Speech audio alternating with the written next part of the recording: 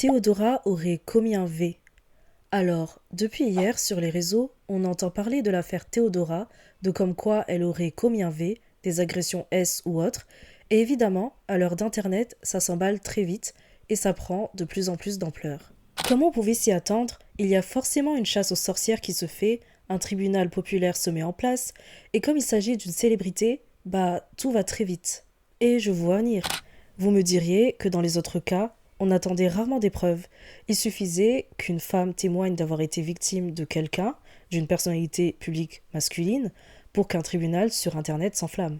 Le premier souci, c'est que dans ces mêmes affaires, une armada de personnes, et majoritairement des hommes, font tout le temps front lorsqu'une femme se dit victime de V ou d'agression, en disant que, dans les meilleurs des cas, qu'il faut laisser la justice faire son travail, qu'il faut respecter la présomption d'innocence, et dans le pire des cas, qu'elle ment forcément, qu'elle fait forcément ça pour de l'argent, qu'elle est en gros qu'une opportuniste, comme la plupart des femmes selon eux.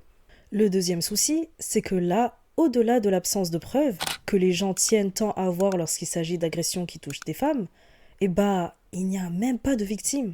Dans les autres cas, c'est toujours une personne qui témoigne directement en son nom, ou c'est le témoignage d'une personne directement proche de la victime potentielle. Puis, en général, on s'appuie toujours sur des anciens messages envoyés ou autres, que les personnes aient menti ou non par la suite.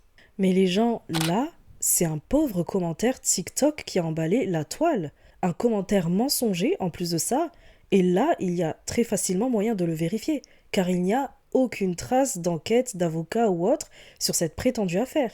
Et donc, ça laisse poser la question des réelles motivations des personnes qui d'un coup soutiennent les victimes, si vous voulez mon avis. C'est avant tout l'histoire de personnes qui prennent du plaisir à voir et à participer à ce qu'une personne au sommet tombe et soit dans une sauce monumentale.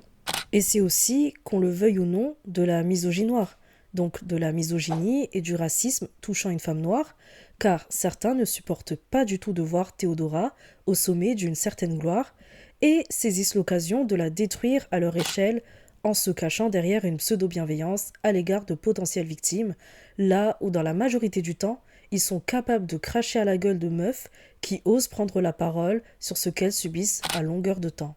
Et vraiment, pour se rendre compte de la débilité de ces personnes, c'était pour eux l'occasion de montrer à quel point ils avaient raison de dire qu'il fallait attendre des preuves tangibles ou une plus grande crédibilité avant d'accuser qui que ce soit sur Internet. Mais non, ils plongent eux-mêmes dedans la tête la première dans les situations les moins crédibles du monde.